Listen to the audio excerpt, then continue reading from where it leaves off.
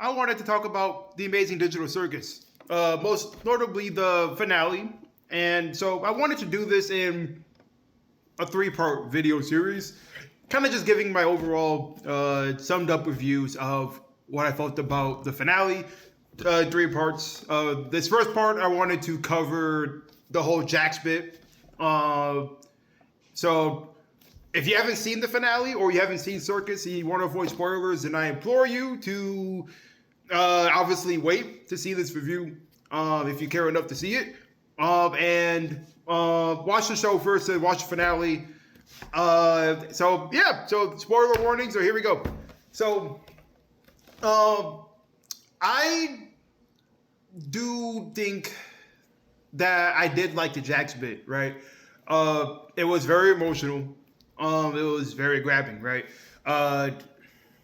The fact that he pushed away Ribbit so hard and just, he opened up to Ribbit and then he closed off to Ribbit and then he began to kind of not only act distant, but to further push away Ribbit. And by pretending like they never even had a conversation, pretending like he didn't open up to her, pretending like nothing happened, and which ultimately led to Ribbit becoming more and more disoriented and messed up because Ribbit was thinking that they were going to be friends, that they had this vulnerable moment, but Jax basically spit in that, and they ended up, Jax ended up basically just pretending like nothing happened, and Ribbit would confront Jax and say, hey, what's going on here? And Jax would say, I don't know what you're talking about.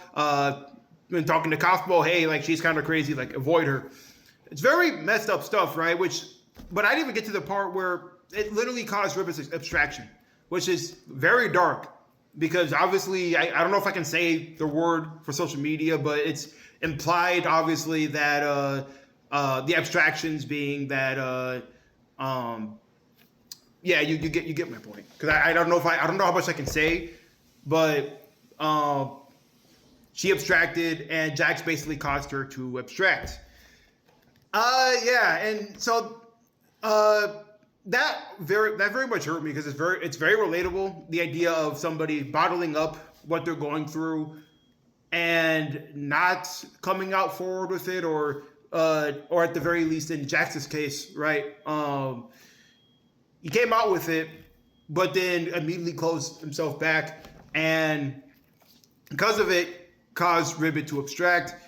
Is like, it's very human and it's very sad, right?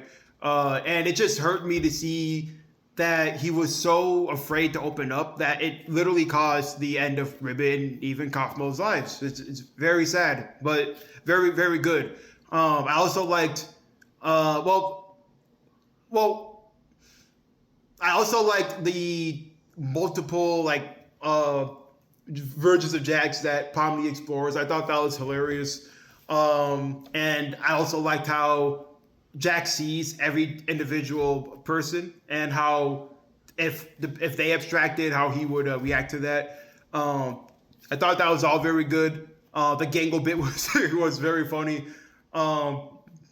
And I do like Pomni reaching out and hugging Jax, and finally, they have that reconciliation, and Jax finally tells her, like, you're not supposed to love me, but Pomni, is not giving up on him, which of course leads to the abstracted Jax stepping on a flash grenade, which causes him to, I guess, kind of wide out and explode.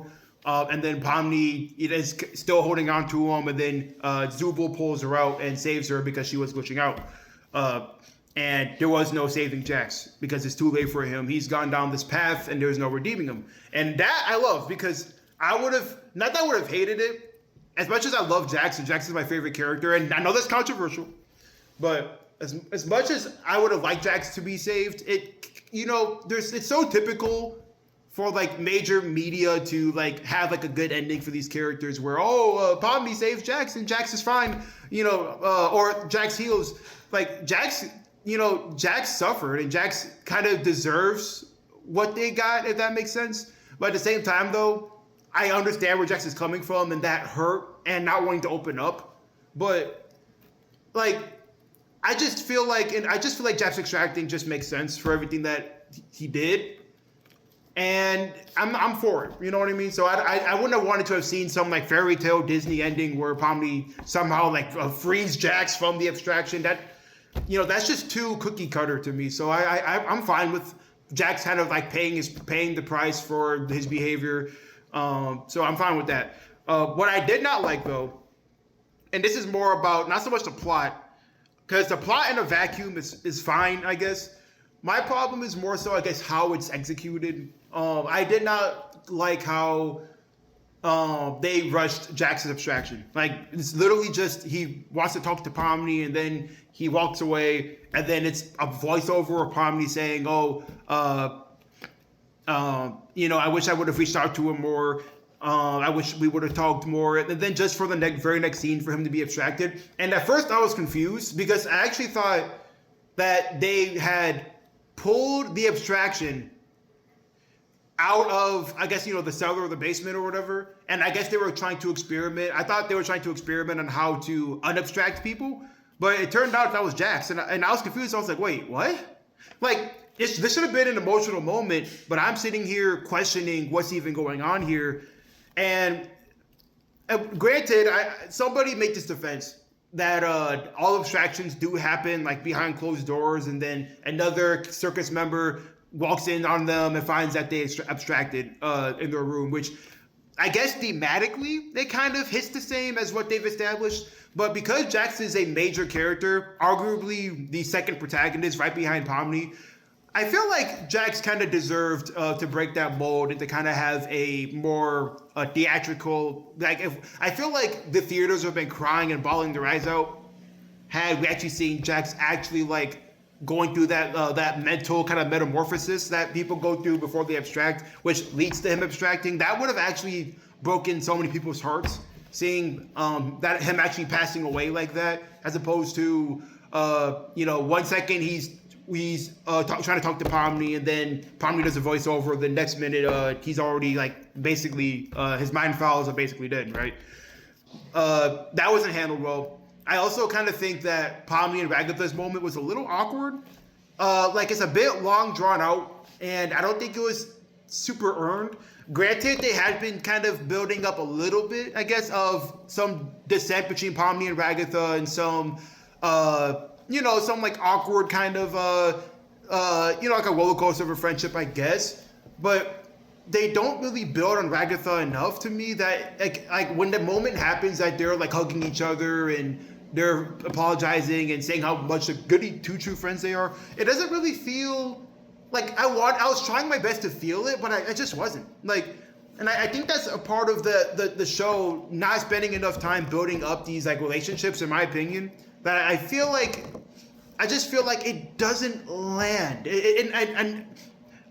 Like introspectively, it does land, but the build doesn't really follow and hit that mark there.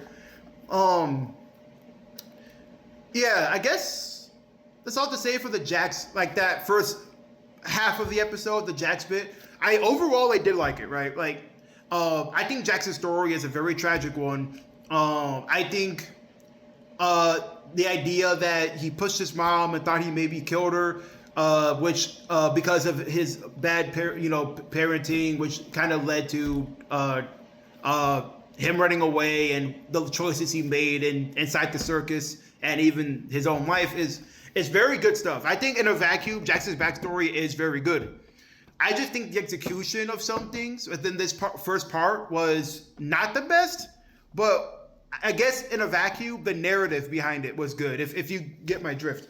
So that's my kind of first thoughts on the first part. So the second part we'll get into, I think, is kind of where we go from a good emotional finale to what just becomes very confusing and I don't know, kind of mind-boggling. So this is part 2 coming up. See ya.